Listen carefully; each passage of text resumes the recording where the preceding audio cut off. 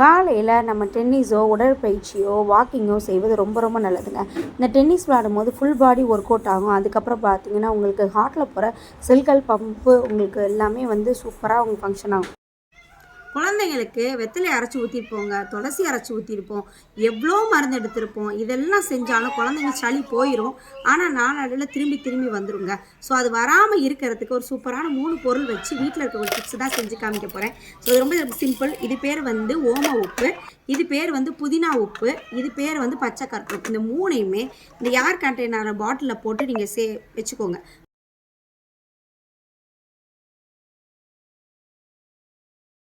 மறுநாள் பார்த்தீங்கன்னா அது அப்படியே லிக்யூடாக எண்ணெய் ஃபார்மில் வந்துடும். ஸோ இதை மோந்து பார்த்தா அவ்வளோ வாசமாக இருக்குது. இதை தலையில் 3 பொருளுமே சமான அளவு 10 கிராம் எடுத்து ஒரு ஏர் கண்டெய்னரில் சேமாக போட்டு வச்சுக்கோங்க. சூப்பரான டிப்ஸ் பார்த்தீங்களா. அதுக்கப்புறம் பார்த்தீங்கன்னா மார்னிங்கு பழைய சோறு, அதுக்கு தொட்டுக்க பச்சை மிளகாவும் கருவாடு தொக்கும் வச்சுருந்தா அவ்வளோ அமிர்தமாக இருக்குங்க.